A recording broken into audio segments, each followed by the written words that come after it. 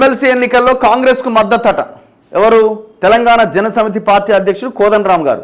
కరీంనగర్, మెదక్, నిజామాబాద్, ఆదిలాబాద్ పట్టభద్రుల ఎమ్మెల్సీ స్థానానికి కాంగ్రెస్ అభ్యర్థి నరేందర్ రెడ్డికి మద్దతు ప్రకటిస్తున్నాడు తెలంగాణ జనసమితి రాష్ట్ర అధ్యక్షుడు ఎమ్మెల్సీ ప్రొఫెసర్ కోదండరాం వెల్లడించారు.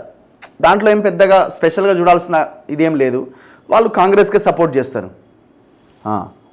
కరీంనగర్, మెదక్, నిజామాబాద్, ఆదిలాబాద్ ఉపాధ్యాయ ఎమ్మెల్సీ స్థానంలో మాత్రం వై అశోక్ కుమార్కు మద్దతు ఇస్తున్నారట.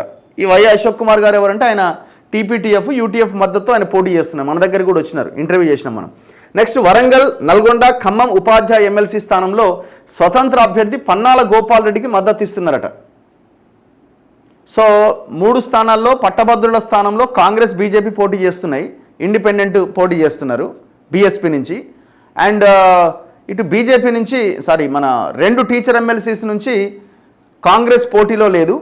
వాళ్ళు ఈ యూటీఎఫ్ వాళ్ళకి వీళ్ళకి సపోర్ట్గా నిలబడుతున్నట్టున్నారు. కొంత లోకల్ ఇదంతా పీఆర్టీయూ వాళ్ళు పోటీ చేస్తున్నారు. బీజేపీ డైరెక్ట్గా టీచర్ ఎమ్మెల్సీలో కూడా 2 క్యాండిడేట్లను పెట్టింది.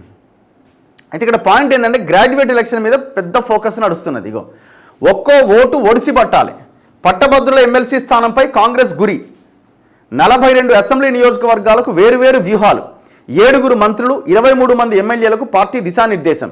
24వ తేదీన కరీంనగర్లో ముఖ్యమంత్రి రేవంత్ రెడ్డి సభ అట.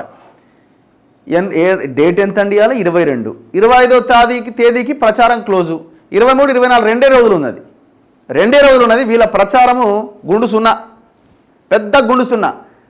కాంగ్రెస్ అధికారంలో ఉండి గెలవగలిగే పొజిషన్లో ఉన్న పార్టీ ఒక ఇన్ఎఫిషియెంట్ క్యాండిడేట్కి టికెట్ ఇవ్వడంతో, ఒక తీవ్రమైన ఆరోపణలు ఉన్న ఒక వ్యక్తికి టికెట్ ఇవ్వడంతో బొక్కబొర్ల పడ్డది. ఆయనకు ప్రచారం తెలియదు, నా మంత్రి ఎవరో తెలియదు. మొన్న జూమ్ మీటింగ్ పెడితే 1-2 మంత్రులు ఎగ్జిట్ అయిపోయారట ఈయన మాటలు వినలేక. ఆల్ ఫోర్స్ నరేందర్ రెడ్డి పని అయిపోయింది. కాంగ్రెస్ ఈ పట్టభద్రుల స్థానంలో గెలవడం కష్టసాధ్యంగా మారింది బికాజ్ ఆఫ్ క్యాండిడేట్. సింపుల్. మరి ఎందుకు ఆయనకి ఇచ్చిరు? సరే పైసలు ఉన్నాయి ఆయనకి ఇచ్చిరు అంటే ఇప్పుడు అందరు పైసలు ఉన్న వాళ్ళకి ఇస్తున్నారు, ఇచ్చిరు అనుకుందాం. జరా ప్రజల్లో కొంత పాజిటివ్. అరే ఆయన స్కూళ్ళలో ఉన్న ఆయన పేరెంట్స్ ఎవరైనా గ్రాడ్యుయేట్ ఉంటే ఆయనకు ఓటు ఏమంటున్నారట? ఆ స్థాయిలో ఫీజులు వసూలు చేసి దారుణాతి దారుణంగా బిహేవ్ చేసిన అట్లాంటి ఆయనకు టికెట్ ఇస్తే ఏడ గెలుస్తాడు?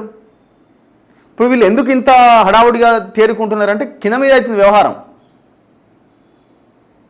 ఇది ఎవరి లోపం? ఇది గెలవాల్సిన చోట, ఈజీగా బయటపడాల్సిన చోట ఒక సరైనటువంటి వ్యక్తికి టికెట్ ఇవ్వకపోవడంతో కాంగ్రెస్ పని అయిపోతున్నది. ఇక్కడ ఎమ్మెల్సీ ఎలక్షన్లో, పట్టభద్రుల ఎమ్మెల్సీ ఎలక్షన్లో మరి 2 రోజుల్లో ఏం చేస్తారో తెలియదు, కానీ ఏం చేసినా ఏమవుతుంది? ఇప్పటికిప్పుడు ఎలక్షన్, ఇప్పుడు ఈ క్షణంలో ఎలక్షన్ పెడితే పట్టభద్రులు కాంగ్రెస్కి ఓట్లు వేయరు ఆ నియోజకవర్గం, ఆ 4 జిల్లాల్లో. కారణం ఏంటి అంటే కారణం candidate. All force Narender Reddy ఓడిపోవడానికి మంచి రహదారి ఏర్పాటు చేసుకున్నాడు. ఆల్ ఫోర్స్ నరేందర్ రెడ్డి ఏర్పాటు చేయలేదు, కాంగ్రెస్ ఏర్పాటు చేసింది. పార్టీ నాయకులు వీళ్ళంతా. అసలు ఎవరికైనా ఇష్టం ఉందా ఆ పార్టీలో ఉన్న వాళ్ళకైనా, ఆ జిల్లాలో ఉన్న లీడర్లకి ఆయన గెలవాలని?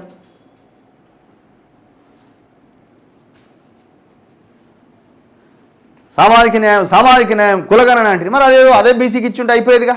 అట్లన్నా పోనీ ఇచ్చినా సరే, ఆయనకి ఎవరికో ఇచ్చిరు, ఆ ఇచ్చిన ఆయనకైనా మంచి ఆయనకి ఇవ్వచ్చు కదా.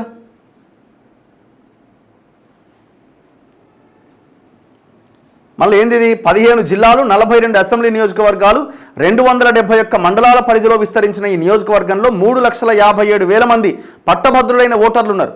దాంతో ప్రతి అసెంబ్లీ నియోజకవర్గంలో స్థానిక పరిస్థితులకు అనుగుణంగా కాంగ్రెస్ వేరువేరు వ్యూహాలు అమలు చేస్తున్నారు. వ్యూహం లేదు, నా పాడలేదు. ఆయా జిల్లాల్లో 3 మంత్రులు, 4 ఇన్ఛార్జి మంత్రులు, 23 మంది ఎమ్మెల్యేలను మోహరించింది. ఎమ్మెల్యేలు లేని చోట్ల ఇన్ఛార్జీలను నియమించింది. ఈ ఎమ్మెల్సీ నియోజకవర్గంలో ప్రధాన ప్రత్యర్థి బీజేపీకి 4 ఎంపీలు ఉండడం, వారిలో ఒకరు కేంద్ర మంత్రి కావడంతో వారు కూడా గట్టిగా పోరాడతారని, దాన్ని దృష్టిలో పెట్టుకొని ఎక్కడికక్కడ స్థానిక శ్రేణులతో కలిసి ప్రత్యేక వ్యూహాలతో ముందుకెళ్లాలని నేతలకు రేవంత్ రెడ్డి సూచించారు. కొత్తగా కాంగ్రెస్ ఇన్ఛార్జిగా నియమితులైన మీనాక్షి నటరాజన్, పీసీసీ అధ్యక్షుడు మహేష్ కుమార్ గౌడ్లతో కలిసి ప్రచార తీరును నిరంతరం పరిశీలిస్తున్నారు. లోపాలున్న చోట అప్రమత్తం చేస్తున్నారు. ఈ నెల 24వ తేదీన కరీంనగర్లో నిర్వహించబోతున్న సభలో ముఖ్యమంత్రి రేవంత్ రెడ్డి ప్రసంగించబోతున్నారని మంత్రి పొన్నం ప్రభాకర్ తెలిపారు. మీరు కింద మీద పడ్డ ఈ ఎలక్షన్లో మీరు కష్టమే. ఇది చేయి జారిపోయింది. ఇది ఇక్కడ బీఆర్ఎస్ అయితే అసలు పోటీ లేడం లేదు. మీరు పోటీలో నిలబడ్డప్పుడు చేయాలి కదా పని, కనీసం కరెక్ట్ క్యాండిడేట్ టికెట్ ఇవ్వాలి కదా.